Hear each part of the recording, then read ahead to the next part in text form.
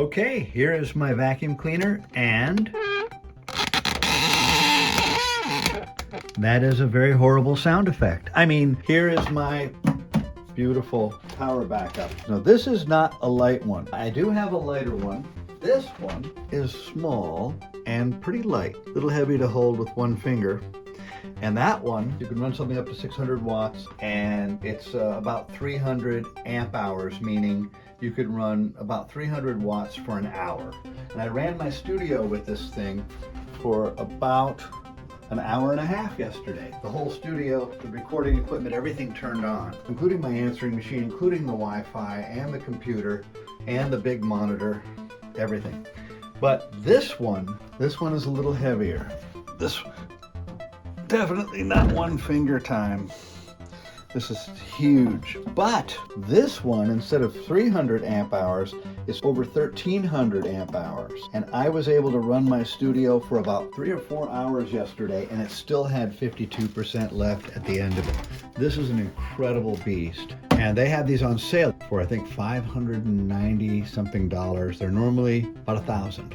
And I got this one refurbished in an auction. I got really lucky.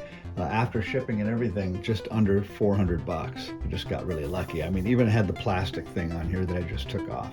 All right, so I'm gonna turn, you can turn either the lighter, the 12 volt here. This is, these are all USBs.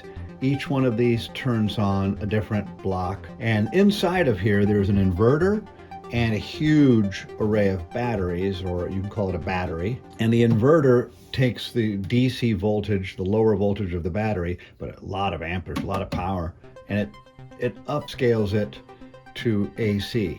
So you can actually run like appliances. Now I'm gonna turn the AC on, and that'll turn on this. And you'll hear a fan come on for a second.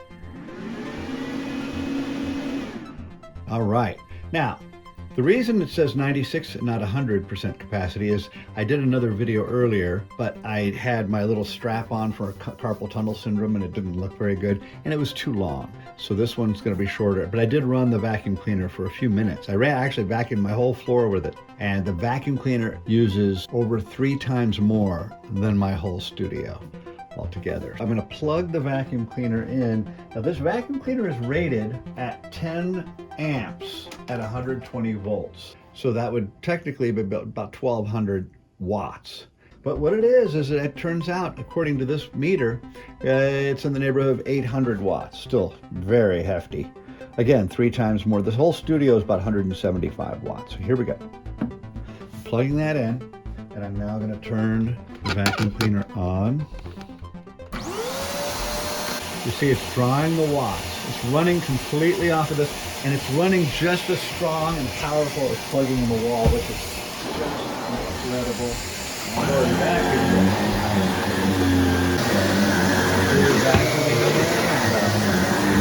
Of course, I've already vacuumed the floor, and then you can also do like a hardwood floor as a broom.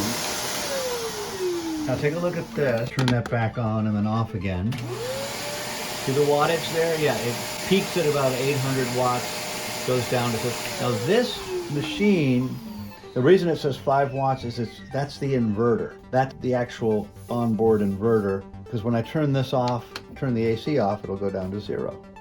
Now it's just running this. So it's basically under 1 watt.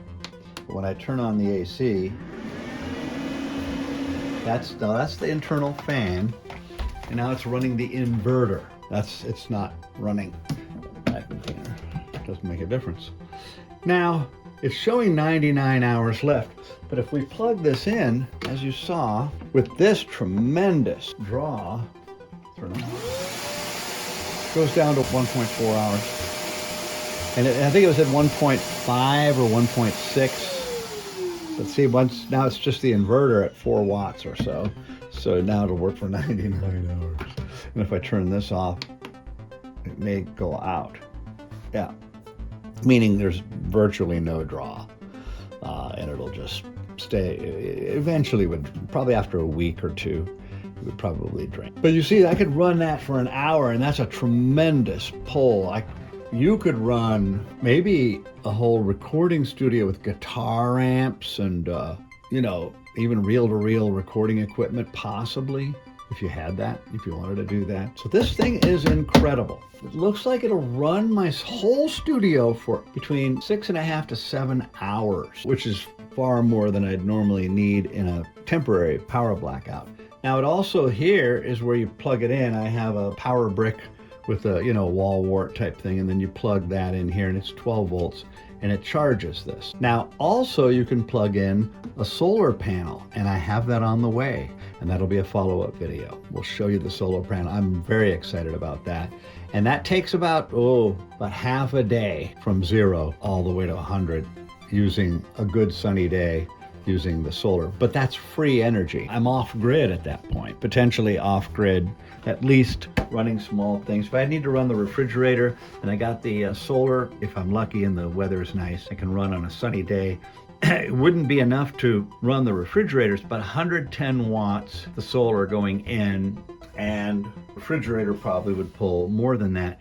But then when you think about the refrigerator's not on all the time, it might last several days. Just a refrigerator, but I couldn't run the AC, or I couldn't run the central heat. And it's not that big. They have units where you can run your whole house. And there's something called a Tesla Powerwall, and that's, those are tens of thousands of dollars. I got this at a real good deal, even at $1,000. Even if you paid $1,000 for this, for the peace of mind, it's worth it. Thanks for watching. Cheers.